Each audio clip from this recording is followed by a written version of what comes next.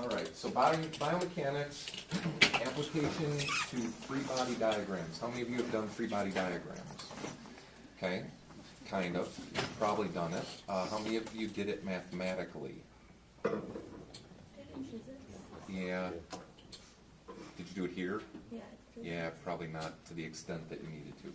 We're not doing mathematical-based free body diagrams. We're doing observational-based, which is far more clinically applicable. And we're going to sort of learn how to do that today. Next week's lab will be what probably most of the second years complained most about because they had a very hard time visualizing it. And the issue is that you have to be fairly efficient at drawing things. I don't grade you on your art. I grade you on your practical application of the material. But it is time consuming and it requires brain power because it's taking you out of your comfort zone of what you know how to do, and it's forcing you to start applying things. So we're going to sort of learn how that takes place, and then we're going to go through the step-by-step process of doing it. Once you get the hang of it, it becomes very simple, and you'll even see it in your head when you start assessing patients. So we have two types of scenarios in biomechanics. We have kinematics and kinetics. Kinetics are the force structures, the force systems that are occurring when we move, act, do things. I'm emphasizing more kinetics because we don't have the capacity here to do motion analysis, which is kinematics. We do have force plates and we do have EMG, so we will be using that later on in the semester. So when we're talking about kinetics, it's forces and torques that are causing linear and or angular accelerations. What's the difference between linear and angular acceleration? Linear, straight in a line, and angular. Yep, you remember your sine, cosine, tangent applications? Again, you won't have to do math, but that's what we're looking at. So we're looking at the idea of mass and weight, inertial forces, overall forces, and momentum. So our first law, second law, third law. So first law is Newton's law of inertia. Body remains in a current state unless acted on by another force or another system. So momentum remains constant if it's imparted to an object. What stops momentum in our environment here? Force. What force? Gravity. Gravity. Gravity slows everything down. You fire a bullet out of a gun, it has muzzle velocity and it will project itself forward, but gravity eventually slows it down and its trajectory changes. Law of acceleration. Applied force causes a rigid body to accelerate in proportion to the magnitude of the force. And the reaction force, which is a big one we're dealing with, when you apply force to another body, that applies an equal and opposite reaction. So that third law is sort of critical. When we jump up and down on the floor, if you weigh 100 pounds and you jump and land on the floor with 150 pounds of force, I know that math is probably wrong, what does the force do to you? Goes back. Goes up. You go down, it goes back up. Then what happens to that force through your system? Your system is your foot, your ankle, your knee, your hip, your spine. It has to be absorbed. How does it absorb it? That's what we're going to look at with our little stick figures over there, which we'll get to doing. So kinetic measures, force, mass times acceleration, you know that. Sum of forces is mass times acceleration. You can normalize it out to overall body weight or newtons per kilogram. When we're looking at a force with acceleration, we have to apply acceleration, which is meters per second squared. So you're looking at a mass or kilogram per meters per second squared. Angular, you're starting to use moment of inertia, which is that angular component, sine, cosine, tangent, whichever you choose to use. So you have inertia times the angular acceleration. Whose computer fan is running fast? Or is that the lights? Explode. Force characteristics. How many people remember what vectors are?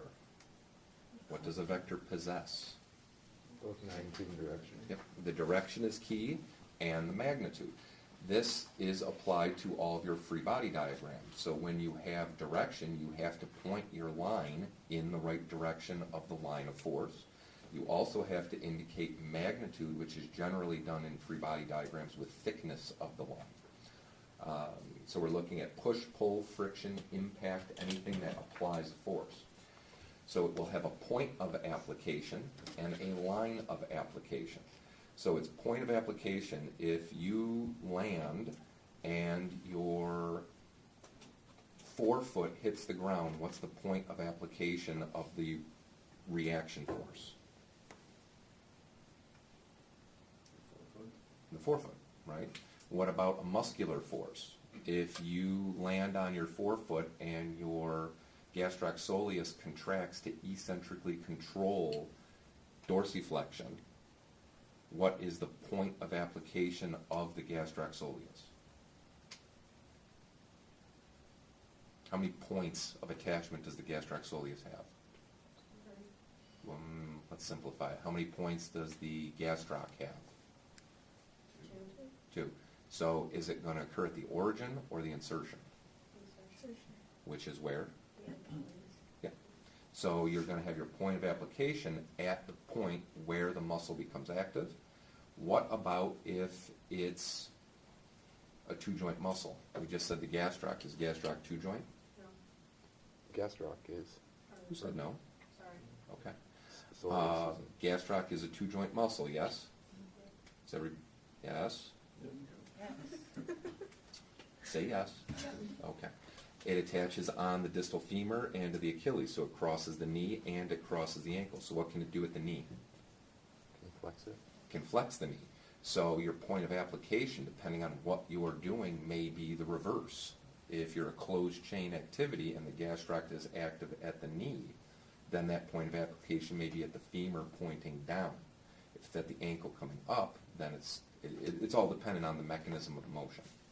So that's something you have to keep in mind, that when you're doing these, it always has it being your force, whether it's a ground reaction force or a muscle force, which are the two forces we're dealing with. It has a point and a line. There you go. So there's the biceps attached onto the ulna, and it's got its point of application. The hand is going in which direction in this representation? Is it flexing or extending? I shouldn't say the hand, I should say the whole forearm. It's flexing. So the point of application is at the attachment to the ulna. The line of action is up through the biceps in the direction of pull. And the magnitude, if we said that muscle was more dynamically active than, what's our other elbow flexor?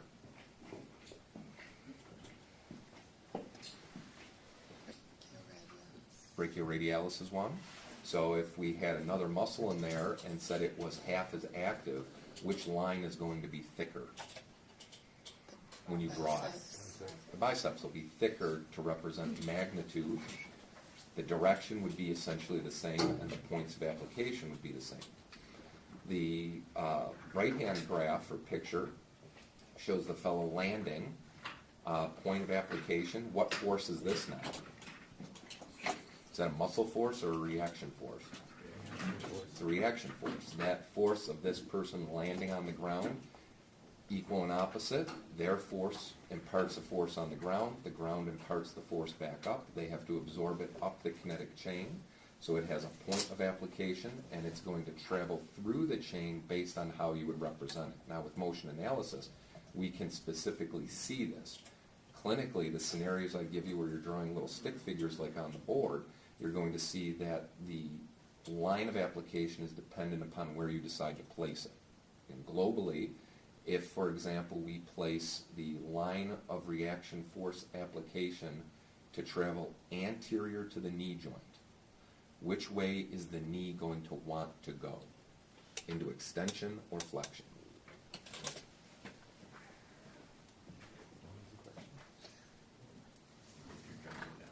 So if I have an angular force, here's our point.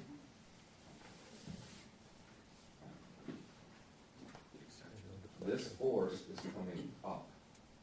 Which way is the knee going to want to go in respect to that force? Flexion or extension? Why flexion? Because if that force is coming up, that means you're going down. Think about it in respect to the rotational joint that is the knee. If this force is here, it's going to push this way, which would be what? Extension.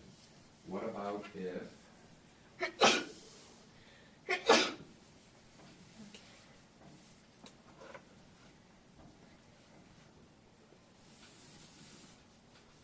you have this force? So at the ankle, the force is directed through, say, the calcaneus. Which way is the calcaneus going to want to move?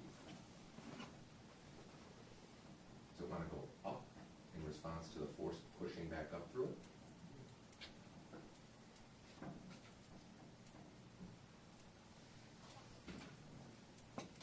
Here's a foot.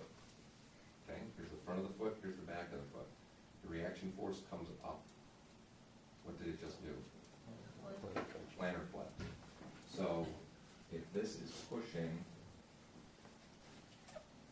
up on the calcaneus, which way does the foot want to go? Wants to go into plantar flexion, does it?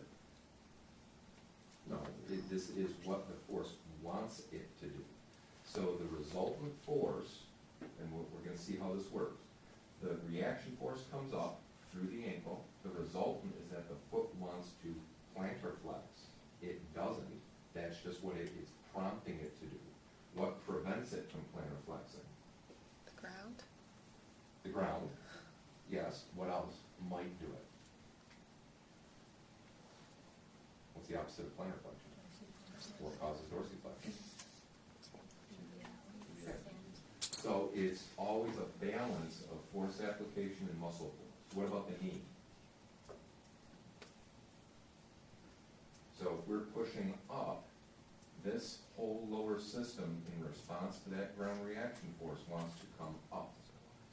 What does it want to do with the knee? Flex or extend it? Flex it. So what prevents that? Extensors. Your quadriceps. In this representation, what does it want to do to the hip? Does it want to flex the hip or extend the hip? Flex. Flex the hip. Can everybody see this at the base level? Simple way of discerning this, if it's hard for you to grasp what we just went through. If the ground reaction force is posterior to the joint at the ankle, it wants to plantar flex. If it's anterior to the joint, it wants to dorsiflex. If it's anterior to the knee, what does it want to do? Extend. Extend. Here it's posterior to the knee, so it wants to Flex. flex. Hip, anterior.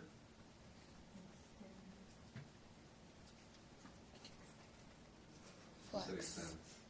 Why? Because it was posterior last time, you said what? Well, right here, it's anterior to the hip. So which way is this force traveling straight up through the system? Which way is it wanting to push the femur? Back. So you're this way. Flexion or extension? Extension. If we're pushing up, here's the femur, we're pushing up on the femur, is this going to go this way? Or is it going to go that way? Flexion, I guess. Okay, flexion. Go up.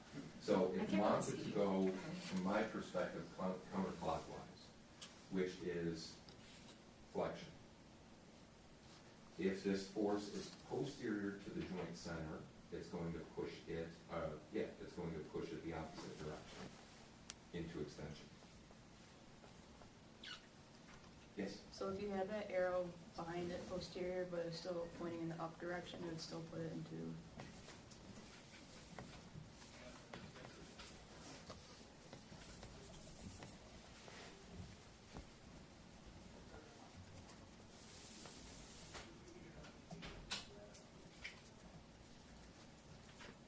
Flexion or extension? Dorsiflexion or plantar flexion? Plantar flexion. Flexion or extension? whole thing wants to get pushed up, which will close this angle. So that's flexion. It's posterior to the hip joint, so flexion or extension. Extension. Does that sort of make sense? I know this is awkward, and it's hard to see it in your head. The more you practice it, which you're going to be doing, the more that will make sense. Could you say that the body moves away from the force, kind of, in a way? Don't say that. Oh, don't say Because that. then you're going to get confused when you do more complex stuff like what the upper body's doing in relation to the lower body. Okay, Because then inertia can be influenced by what the upper body's doing. okay. So forces, we have a bunch of them. Gravitational, ground reaction force, joint reaction force, which we're not going to get into too much because the mathematics of it is well beyond what you need, and we don't have motion capture. Friction, inertial force, muscle force, and elastic forces.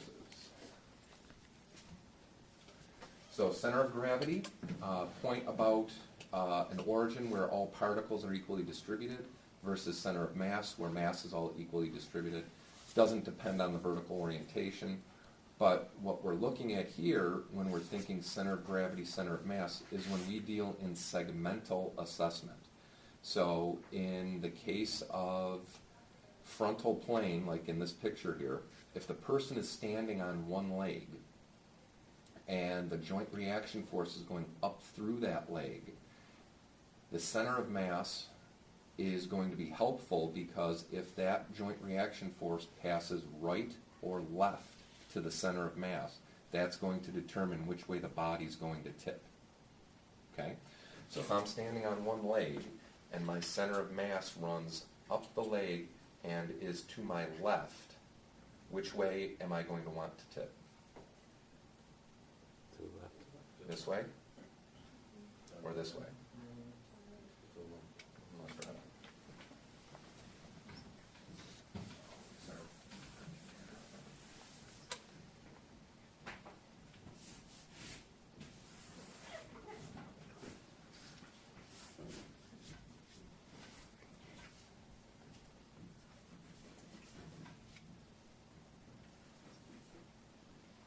So this is our center of mass, just an arbitrary center. If we push up through this way, which way are we going to want to tip? Keeping in mind that this whole leg has mass. So that's why it's sort of over this way. Which way do we want to tip? Does everybody agree with that? So we want to kind of rotate this way, yes? About what axis? Where's our axis rotational point? The hip. What prevents that? If we're already wanting to go this way, we said gastroc prevents, or rather tibialis anterior prevents that plantar flexion, yes? What's going to prevent this frontal plane counterclockwise motion? Like coolant weight on the left side and you're stabilizing moving forward. Yeah. So your musculature running from the femur up this way is going to, actually, that's wrong. What do we say about point of application, line of application? So glute medius is, we'll just, here's glute medius, okay? Which way does it want to pull? Does it want to pull on the pelvis or pull on the femur? Pelvis. So for it to pull on the pelvis, which direction does it have to go, up or down? The line of application.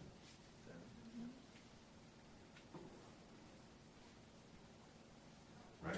That's going to counter the rotational movement of this whole pelvis and leg counterclockwise. Is that clear? I see some yeses, I see some staring. Does it sort of make sense? Okay. So it's always about balance of the system, ground reaction force, what motion is prompted, and how the muscles react to it. Dr. Brother, Yeah. so that down the center is the center of mass? Arbitrarily? Arbitrarily. Mhm. Remember, we don't have motion capture, so you have to be able to visualize this in your patients. And the reason I do it this way is because when you get to orthopedics, you're going to have to visualize a lot of this and what you're doing when you're doing exercise application. All right, so ground reaction forces. This is a big one when we're looking at dynamic activities as well as gait analysis. So the thing in the middle that the person's repeatedly walking on is a force plate, and that little line you see is actually the ground reaction force as it changes through time and space as the person shifts linearly forward. The bottom representation is the force profile. It's the magnitude of the force as they step across the plate. So basis of force platform measurements, you get the equal and opposite reaction, and eventually later in the semester after spring break we'll see this and be playing with it and doing all sorts of neat stuff on it. Linear kinetics, so again we're still looking at forces. We're looking at an external force. So there's the picture with the fellow in the cane. What's the cane going to do? Does that serve as an external force application? Yeah. So it's essentially an extra leg. So when you see that, you will, in the case of a center of mass, say on one leg, be able to widen the base of support and add further resistance to the rotational forces that occur as a result of the ground reaction forces. So it's an outside object that exerts a force on the system. Only external forces change the motion of the entire system. So a person with a cane, the cane exerts an external force. The cane becomes part of the body as well, so you have to represent it as such. Muscles are considered internal, but for a given bone, muscles are considered external to the system. So in the arm, is that biceps an external force based on that statement? Yeah, it's a force driver, a force producer for the overall bone structure. So when we look at a free body diagram, this is a more technical diagram. So at the knee, this is stuff I do, try to do, I guess, where we're looking at each of the specific forces. So you remember your right hand rule? Did you do that in physics? Right hand, this thing, and yeah. Compressive force joint, you don't have to know it for this, but you would be looking at rotation about an axis. What axis are we rotating about at that knee in this picture? Are we sagittal, frontal, or transverse? What position is this guy in that you're looking at him?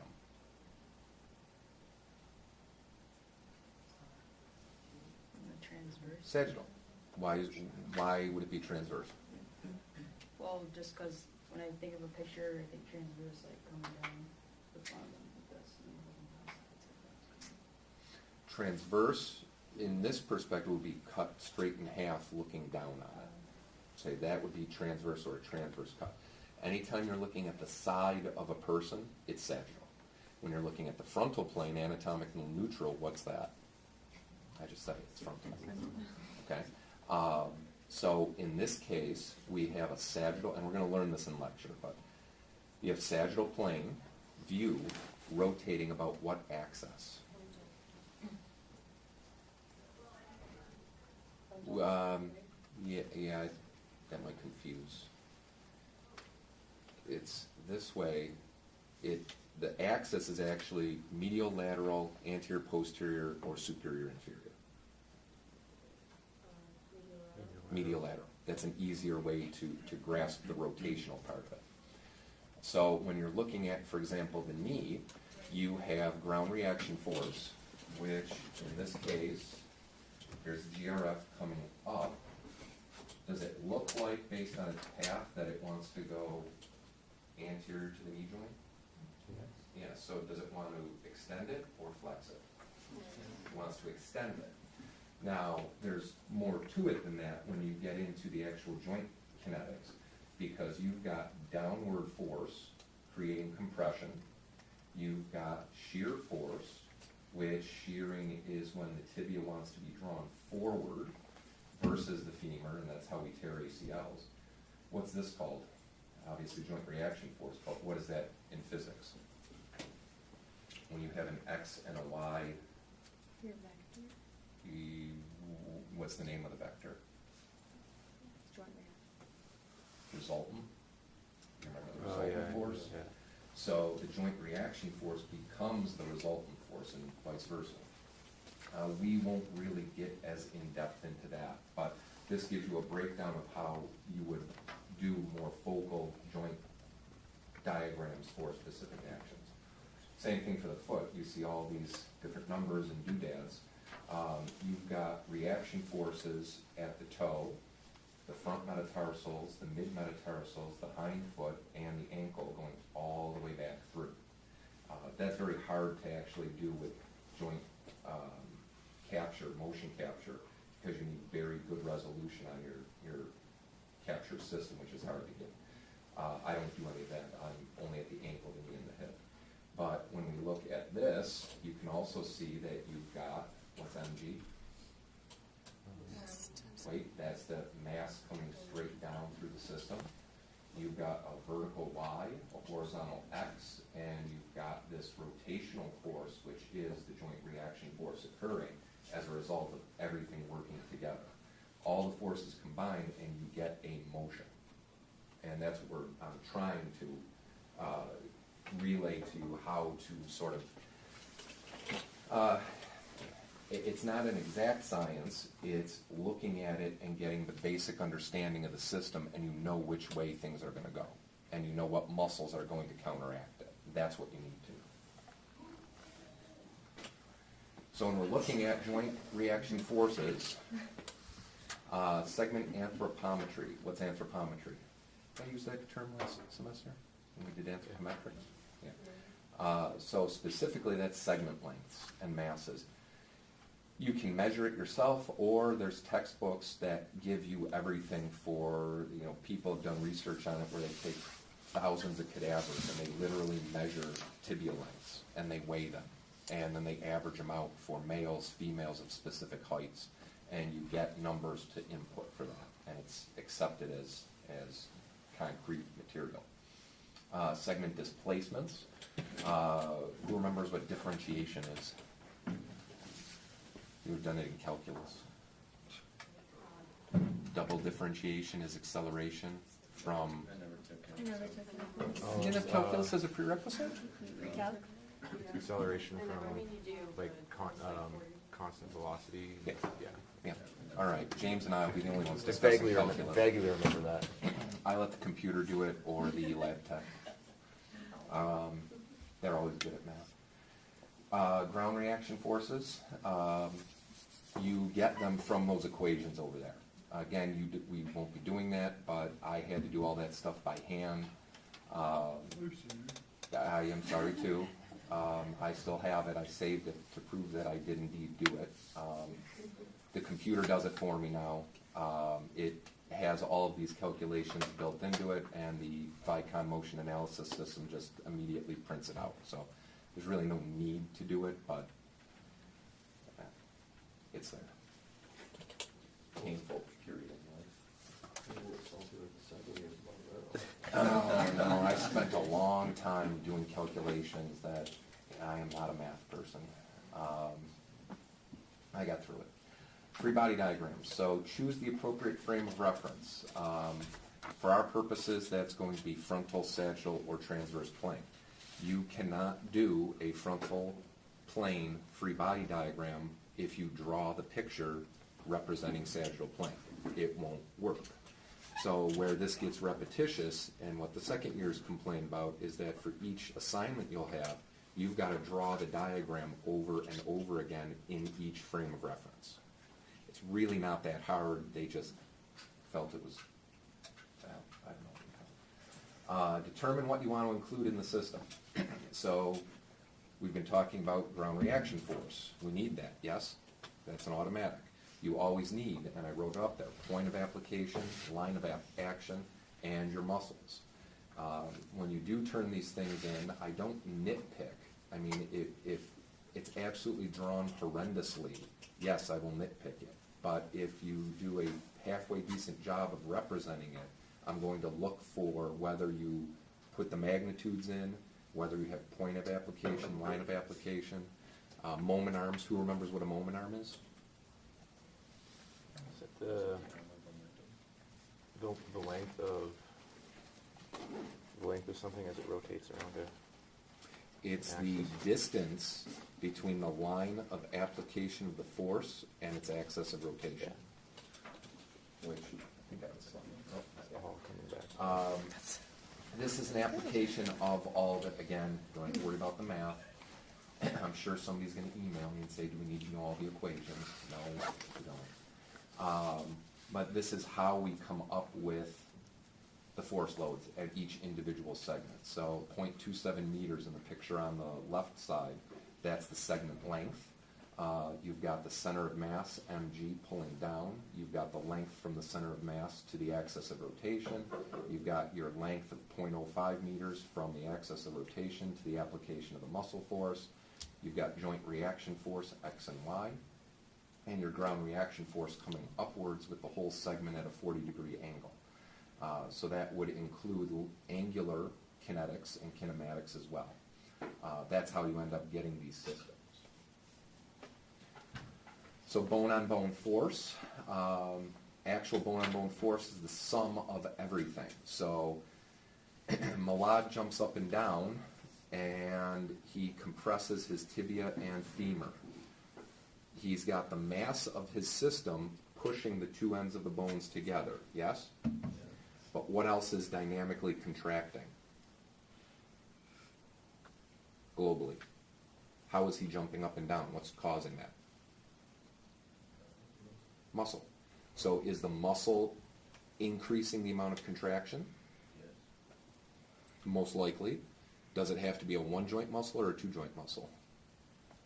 Two-joint muscle. Could be a one-joint, right? As long as it's crossing the joint, if it contracts and it's pulling when that impact hits, that's going to enhance more compression or increase the amount of compression. So muscles and the weight of the system are causing the bone-on-bone force.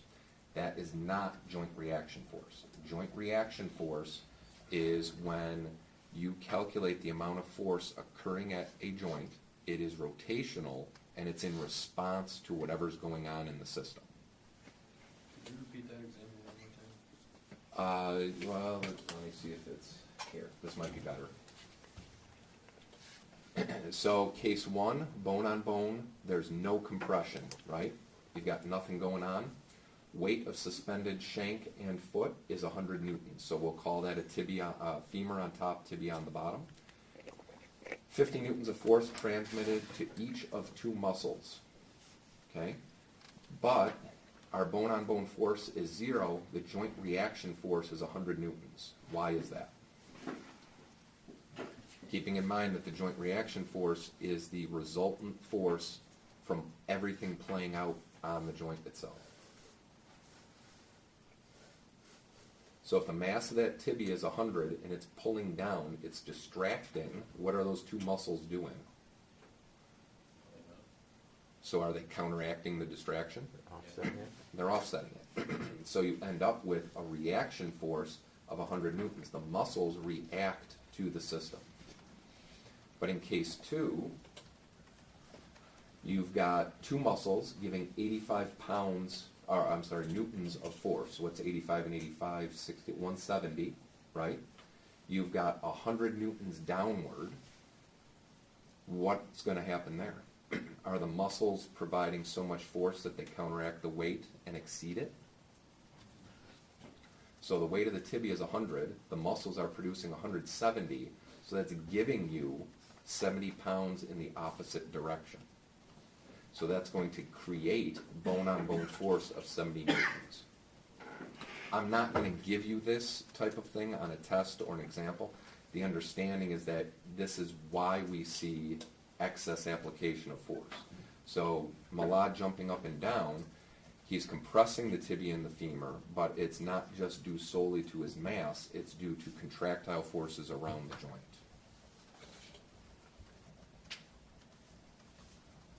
body diagram again. Moment arm. Perpendicular distance from an axis to the line of action of the force. The axis is always your rotational aspect. And it is always, always, always perpendicular. So on your diagrams, if you draw them sideways or not perpendicular, you're going to lose points. Okay? So, let's draw that.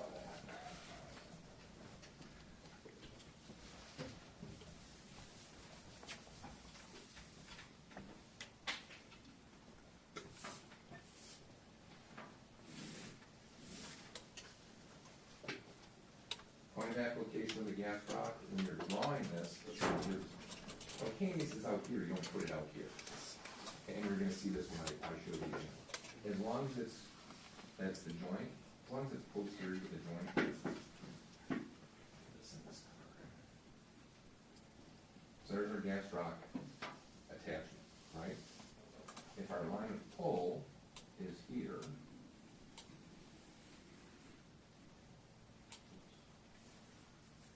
does it cross the knee joint? Gas rock, yeah.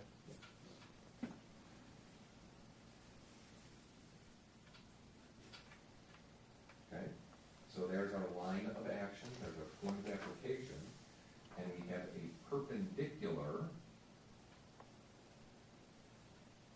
moment arm. Okay, a lot of students keep wanting to do this, not that. Yeah, that's nothing, I don't know what that is.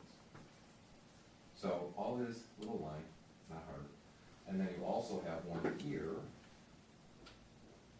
between the force, and obviously we can do it neater, but it's harder with chart. That's what you're seeing for a moment arm. Does that make sense? Or if we do the bicep.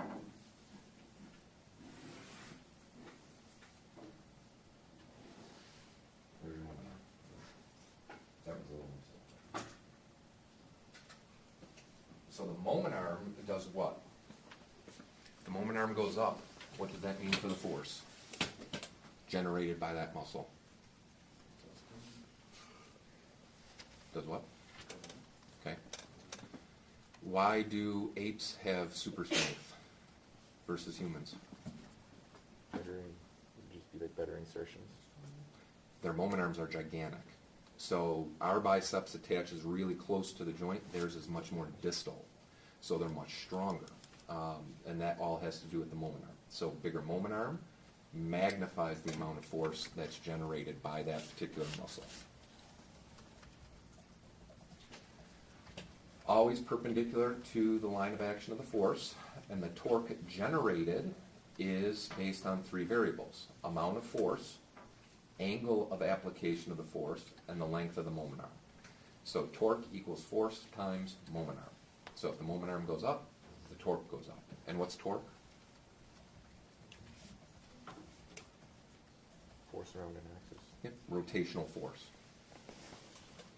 Which everything in our body is rotational. Every joint, if it's rotating, it's torque. It's not, technically it's always torque. So there's a force system. Fm is the force of the muscle action. That's the red line. Fy is your rotary force, torque, or biomechanical movement. Fx, compression force, joint stability. And Fg is your gravitational force. The weight of the arm or the segment, I just put arm in there. The angle is the angle of the muscle insertion, and your mechanical advantage, Fm over Fg. You don't have to worry about mechanical advantage. But Fy and Fx essentially generate the resultant muscle force. So every force has to have differentiated y and x. So when we draw this biceps, we've got a vertical and we have a horizontal, usually in the line of the axis of the segment. So every muscle, and you're going to see all this, you have examples, every muscle is presented in this manner. So if you're drawing muscles and you just show lines without your forming forces of y and x in which direction, that's wrong.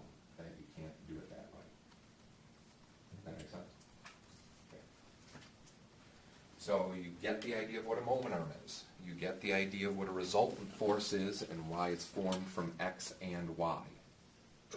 Yes? Everyone? Jessica? Sure. Okay. That's a positive attitude. I put this section in, I'll go through it. Don't focus on it, it's more of a mathematical explanation. If it doesn't make sense to you, just don't even worry about it. I may just get rid of it in the future. Some students liked it last year, some were just confused by it. But force is a vector. Block sliding on an inclined plane has forces acting on it. You should all remember something like this picture from your physics classes. You all did something similar to this. So draw the forces acting on the block. You have your normal force going straight up through. You have your gravitational force dropping straight down. Normal force always points away from the inclined surface. You've got your force and your angular component in relation to gravity.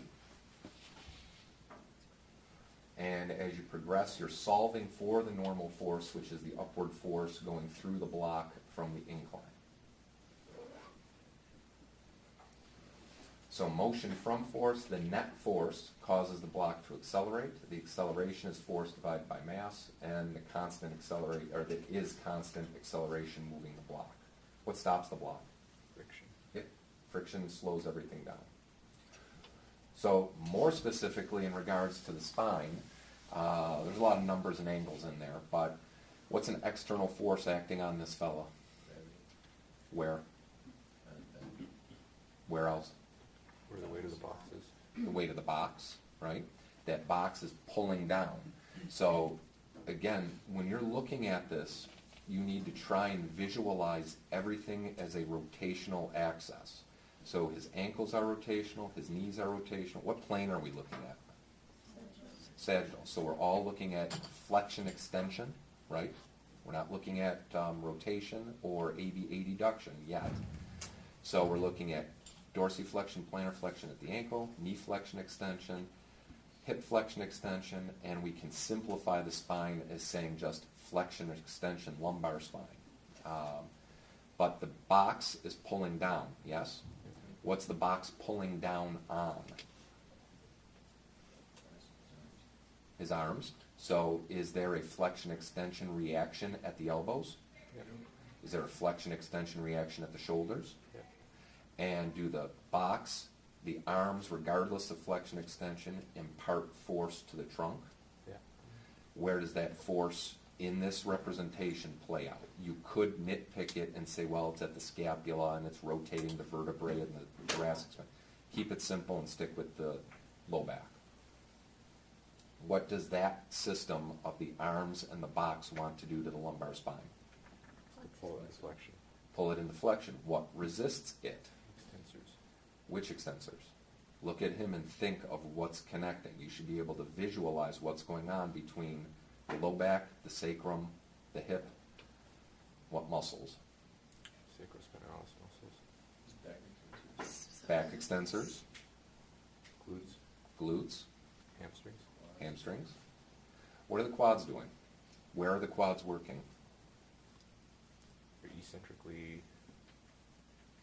working. Where? Which joint? Remember there are two joint muscles. It would be hip and knees. What are they doing at the hip? Do we want contraction of the quads at the hip? No. Do we want to resist that forward pull? Yeah. What will contraction of the quads at the hip do? They pull you into greater flexion. Right? Does everybody see that? The contraction of the quads would flex you from the top down by pulling on the pelvis. But the knee is a different story then, right? The knee is a different story. The quad activation at the knee is going to do what? To an extent. It's going to prevent this person from collapsing downward, right?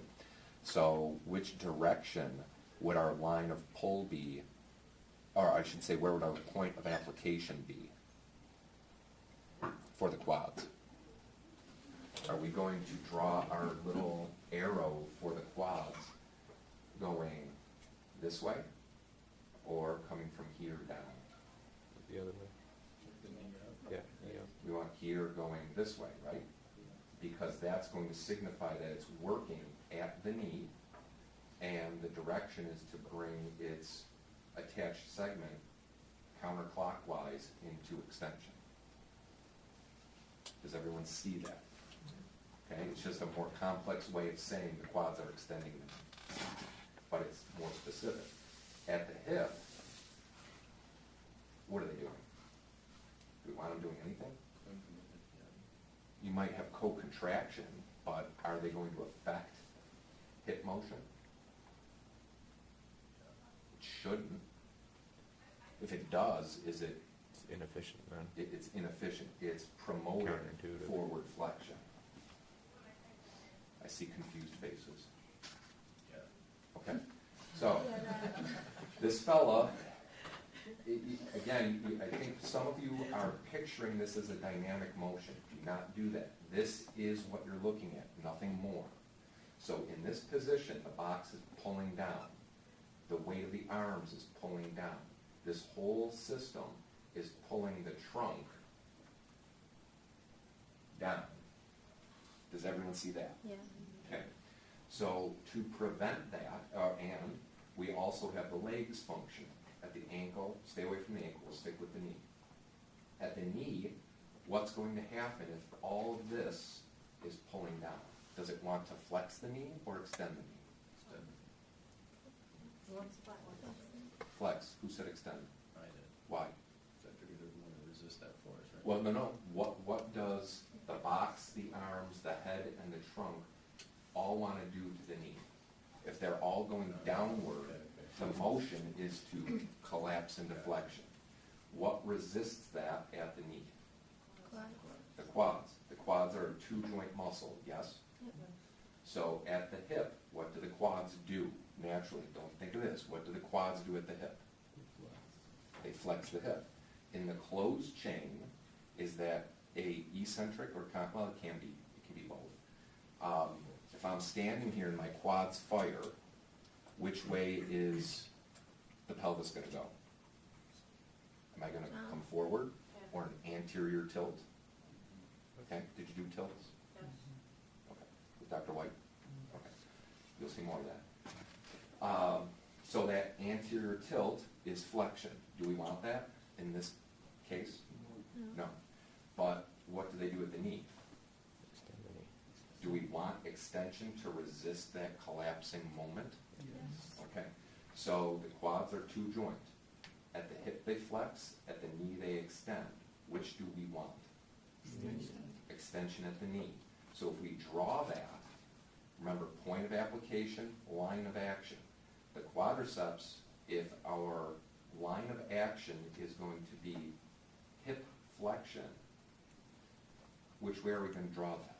Remember, it's a two-joint muscle, so the point of application would be where? On the pelvis or on the femur? If you wanted hip flexion, If you wanted hip flexion, be on the it would pelvis. be on the pelvis with the arrow pointing Down. down. If it's at the knee, where's our point of application going to be? Where does it insert? The tibia. So our point is here, our line of action, technically speaking, is through the patellar tendon, it's up in this direction. But it would be through the line of the quadriceps, pointing up or down? Up. Up, because we want to extend the knee to prevent that collapse. Is that more clear? Yeah. Okay. That's how you have to think about this. I mean, we're not drawing these angles and all these numbers and stuff, but we will be doing spine, hip, knee, ankle, and so on. So is that the FX that you're just explaining, that goes to the quads? If we drew it,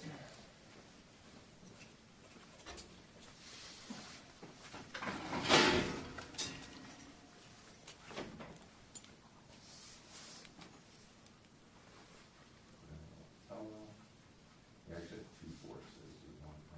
We'll just keep it simple. You would have a vertical and the horizontal. Is it going out or into the system? It's got to be into the system. If it's going out, then it's out in space. That would be your X and Y. Which ones? The little ones? Well, vertical is Y, horizontal is X. The big one is the resultant muscle force. M at Y at X. So the FM would be going through the quads up, isn't it? Okay. Alright. We'll get into more specifics about the quad figure, the patella, which is the sesamoid, which changes things a bit. But the line of action is through the quadriceps in the direction of pull. Is that more clear to everyone? Okay. Patella optimizes force by giving you a longer Moment. Yeah. Yeah. So James said the patella optimizes force. Why? Remember that tendon and then the action, the moment arm. If the bone sits in between the tendon and the axis of rotation, you just increased your moment arm, which force times moment arm is torque. So moment arm goes up, torque goes up. So how to draw a clinical orientation. Remember, everything we're trying to give you is clinically applicable. That's why your neuro course has been completely revamped. Ground reaction force, planar representation of vertical force. Every plane you represent, the ground reaction force, is it vertical? So any plane, frontal, sagittal, transverse, the ground reaction force is always going up. It's always vertical. Frontal, and well, we don't see it in the transverse really, but frontal or sagittal, it's always up. Path of the vertical force needs to be extended through the hip and pelvis to determine what will happen at the hip, knee, and ankle. Sagittal plane, we also see the horizontal force.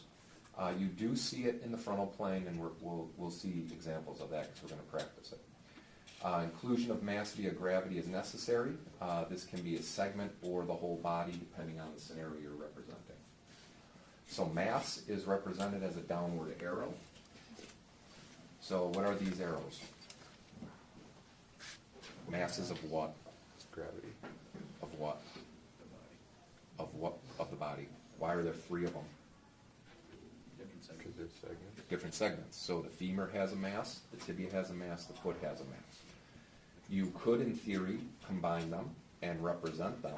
Remember, vectors have direction and magnitude, so the downward arrow could be representative of all 3, but each segment has its own moves.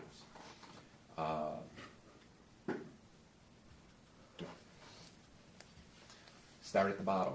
Ground reaction force, equal and opposite. The diagram shows the foot impacting the ground with a anterior horizontal force. So if anyone runs and suddenly stops, planting their foot on the ground, you've got a downward force of your mass, but what direction is the foot going? Forward. So that means you're going to have which direction of reaction force?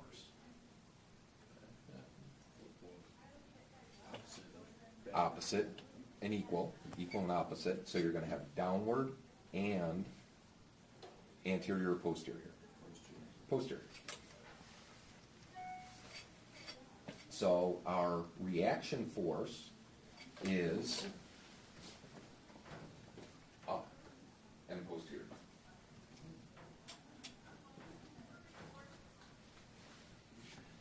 We're not doing joint reaction forces up the chain, so we only need initial ground reaction force, particularly the vertical. So extend the ground reaction force vertically all the way up. So at the ankle, I didn't get this completely anterior, but what does it want to do at the ankle? This is posterior, this is anterior. Wants to dorsiflex it. What does it want to do at the knee?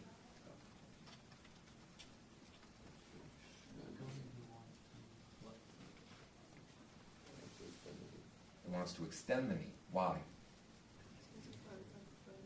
It's in front of the knee, but that's a simple way of understanding it. That's a technical way. But why does it want to do that? Why, being in front of the knee, does it want to extend it? Which direction does this black line want to push the ankle and tibia? Up or down? Up. So from a rotary standpoint, does it want to push it counterclockwise or clockwise? Counterclockwise. So this and this, because it's pushing it up, wants to go that way. So that would be knee extension. So if it's an upward force, is it always going counterclockwise? No, because if the line of action is posterior to the knee, which way does it want to push the tibia and the foot? It wants to go up, but which direction? Okay. Clockwise, which would close this angle, which would be flexion.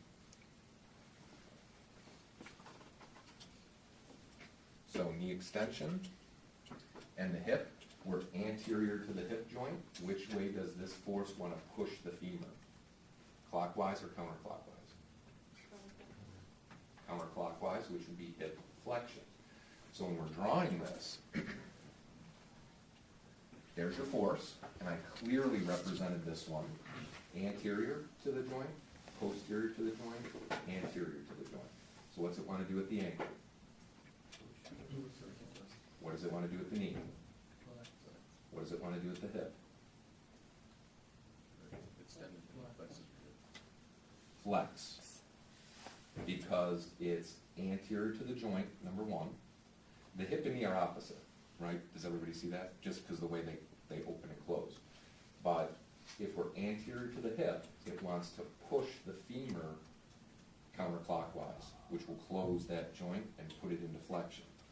If it's posterior to the hip, it wants to go the other direction, clockwise, opening the joint into extension. So the best way to look at these is what's happening one joint at a time Yes. versus not trying Don't to look visualize at the whole everything. system. Okay. That's where I was If getting you're screwed looking up. at the whole system, it's going to get confusing. Yeah. Always start at the bottom and work your way up.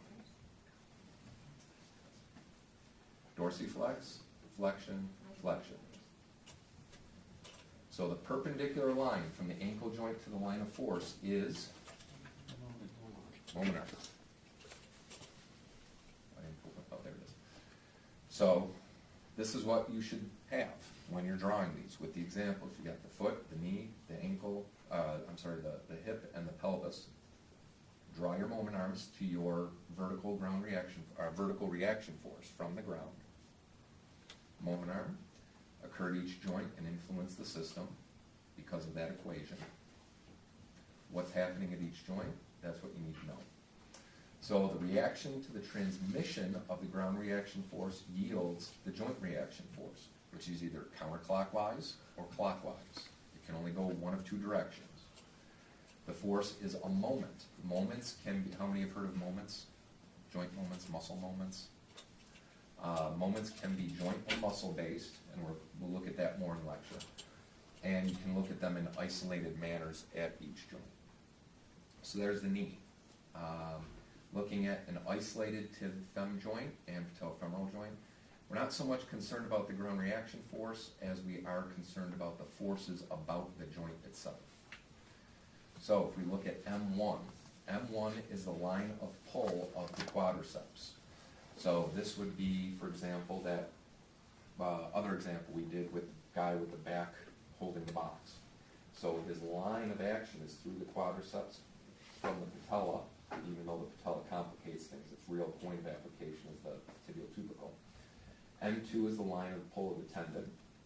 P is the compression force of the patella into the femoral groove. Now, why does that occur?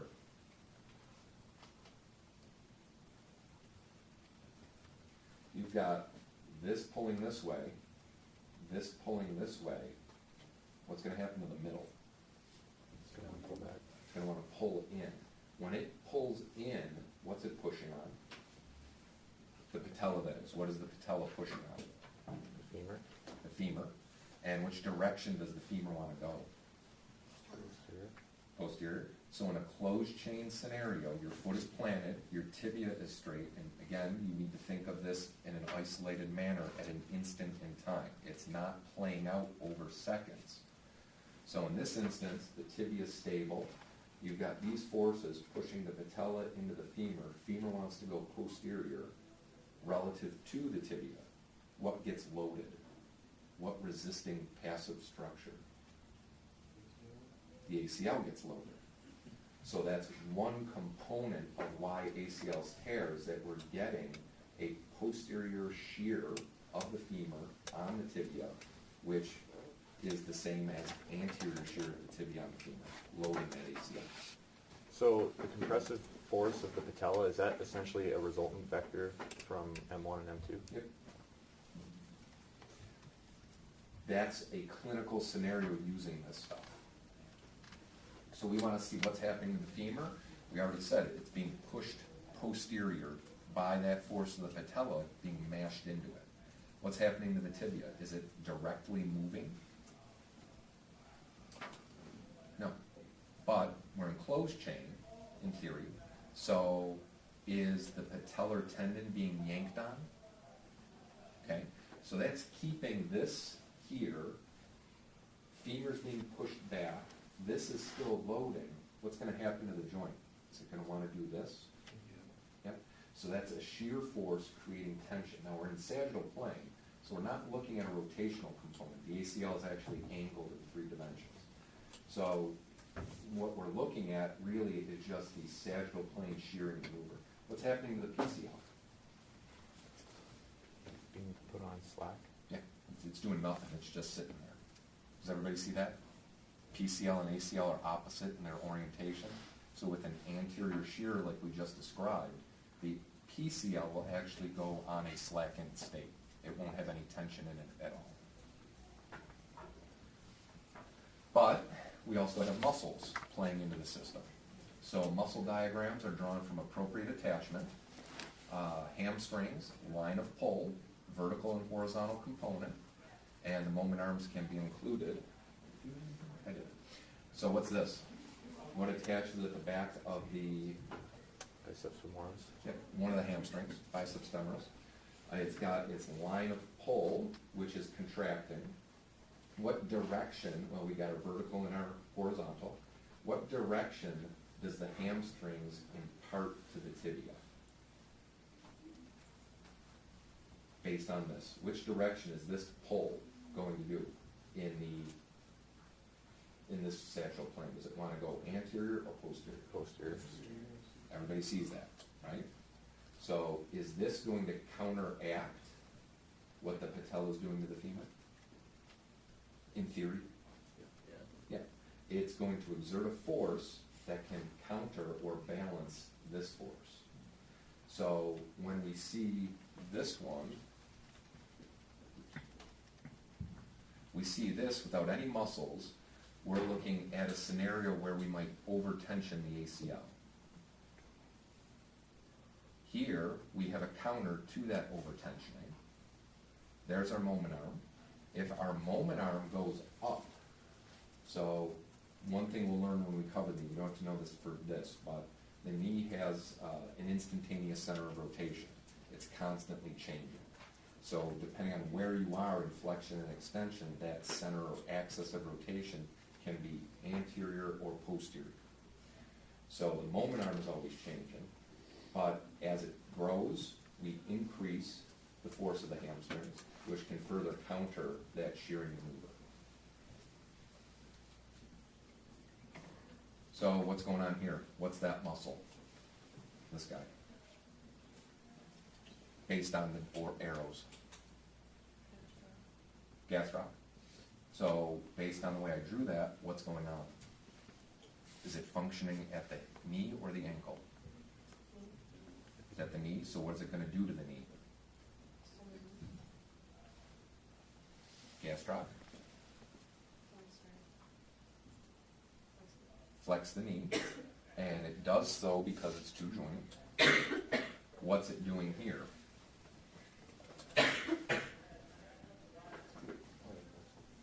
Is it the gastroc still? Could be soles, but here we'll keep it simple as the gastroc. What's the difference between these lines and these lines, besides color? Thickness. So which lines? This resultant and this resultant. Longer. So if I'm representing the gastroc, all 2 joint muscles, if it's working at the ankle, is it also working at the knee? By definition, we don't just contract at the ankle, the whole muscle contracts, right? We don't just contract part of it. So there is something happening at the knee, regardless of whether we want it to or not. but we define the dominant action based on the vector representation of the length of the line. So which one's longer? At the ankle or the knee? Ankle. So what's the gasstrap doing? Plantar flexing the ankle or flexing the knee? Plantar flexor. Is that clear? Does that make sense? I know this is awkward, and it's just because you haven't had to think of it in this manner. You know this stuff from anatomy and functional, it's just a different way of thinking of it. So when you're writing these, drawing these, vertical ground reaction force, application of muscles with resultant at point of attachment with your vertical and horizontal, outcome of force and muscles dependent upon motion and position, always have your moment arms and the direction of motion. And you always represent with line magnitude or length. If you really want, you can do it with thickness. You can have little lines and just make one thicker, but that's kind of awkward when you have a bunch of muscles crammed together and you're trying to draw it with colored pencils. Some people will do it with computer programming, or like the paint program in Microsoft, something like that. There was a student last year who did it really neat, and it was perfect. Colored pencils are fine when you're doing this. Don't use crayon. Crayon just smears and you just overlap everything. But that's how you would represent it. Frontal plane, same exact process of the muscle in the frontal plane that may be affecting the system, except we're dealing with different muscles. And obviously draw the figures to match the requirements. So, there we go. Weight of thigh and leg, black arrow pointing down. Ground reaction force, vertical and horizontal. And I extended it all the way up. So, based on the axis of rotation of the ankle being about there, what does this ground reaction force want to do to the foot? Dorsiflex or plantarflex? Dorsey. What does it want to do to the knee with it being posterior to the axis of rotation? Flex or extend? You all seem unsure. Okay, remember, if it's not making good sense, if the line of force is posterior to the knee, it flexes. That never changes. It cannot change. It's a physical principle. The why is because this and this, the foot and the tibia, are being pushed up by the ground reaction force. Now, are they actually pushed? Do we see the force slamming the tibia into flexion? No. But the prompting is to push up, which is a clockwise rotary force, which would be flexion at the knee. If that ground reaction force was posterior to the ankle, what would it do to the ankle? Dorsiflex or plantarflex? Plantarflex. The knee, posterior, it flexes. Anterior, it extends. And I don't show the hip. But if it's posterior to the hip joint, extension or flexion? Extension, always, always, always. Write it down. Hip, ground reaction force posterior, extension. Ground reaction force anterior, flexion. That's how it always is. Now you may have questioning on your test as to why it is, so you'll eventually have to figure that out. But for drawing it in the simplistic way we're doing it, just know it that way. There's our moment arm. If you see the little green arrow there, moment arm from the ground reaction force to the knee joint center. There's our gastroc complex with our vertical Y, our horizontal X, point of application, line of application. So this force is resisting what motion at the ankle?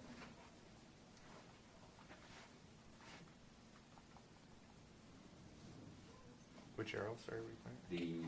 The gastroc, which is brown gastroc, brown line. This gastroc force is counteracting what motion that is being prompted by the ground reaction force? Dorsiflexion, because of the gastroc plantar flex. Upper extremity, we're going to see, a little awkward, but you'll get through it. Shoulder, elbow are major focus, as well as the interplay with the spine. So similar thing to the guy with the box.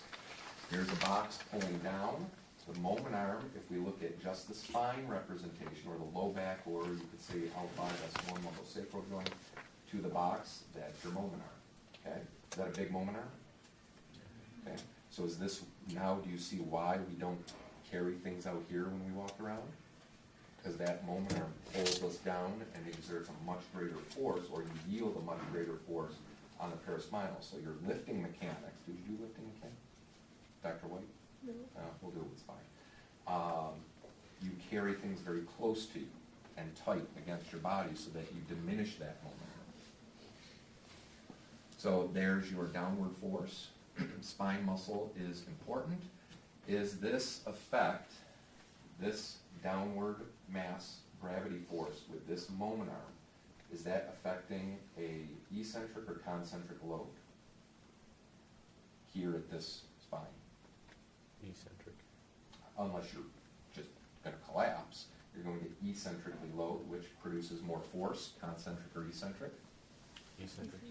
Eccentric. So what's going to happen if you are maximally contracting those paraspinals at L5S1? Are you going to squish that joint?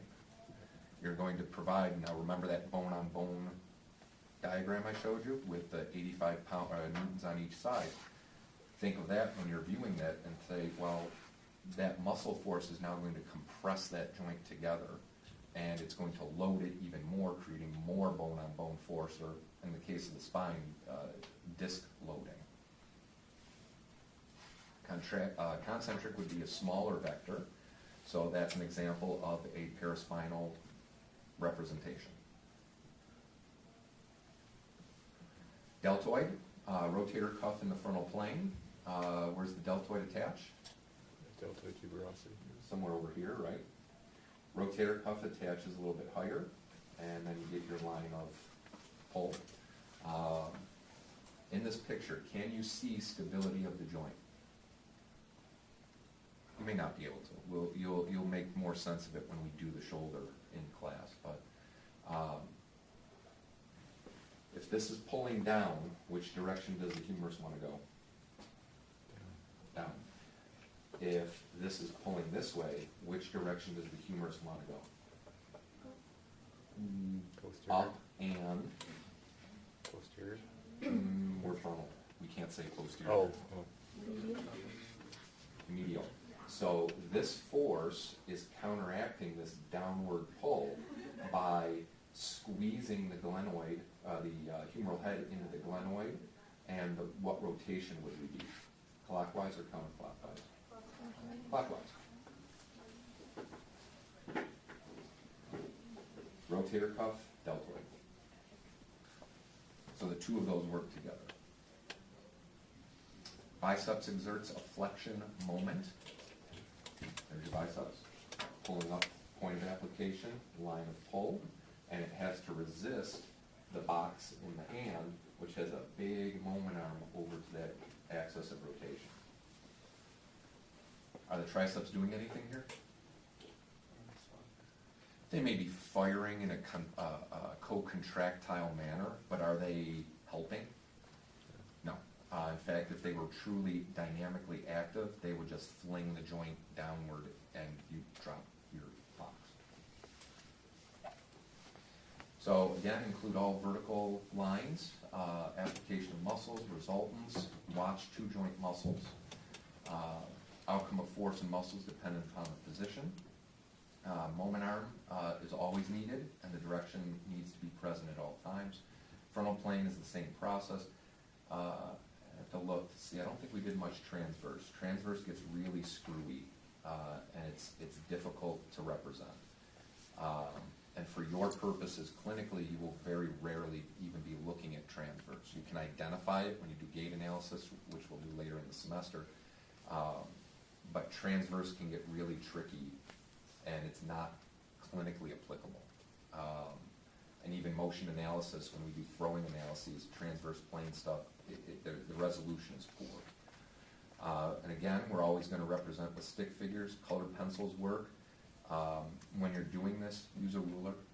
Okay, don't just freehand it because it's not going to work. Insert shapes, commands on computer, whatever you're comfortable doing. This takes time. You have to sit and do it. And I will sit and grade it when you get through it. You will have a full lab activity packet next week. We've got 3 blackboards, front of this one, back of this mobile one, and the one here. We can even put another group in and just divide it. And I will help you through each of them. And then you have to practice it. I don't require on tests for this lab that you draw free body diagrams, but they will be on the test, and you have to identify things or discuss questions about it. So, quite honestly, I don't care about your artwork, but it's gotta be neat, okay? You will have a bunch of questions to answer about the diagrams that you create. You have to type everything for that. Because I know all the females have neat writing, all the males have terrible writing. Is that an accurate statement? And like bring it back the following class? Yeah. So, I may give you longer. Oh, okay. You may have longer to do it because I'm not even gonna have a chance to grade these until probably spring break. So they're gonna sit for a while. That's it. So don't be freaked out by it. It's just going to take time. You all grasp it and understand. And I have office hours and appointment times and emails. So if it's a problem, come and see me and we will work through it. I went through probably a whole ream of paper last year doing this with students, sitting in my office and just drawing it over and over and over again. So it's not a problem. Come and see me if you're having difficulty.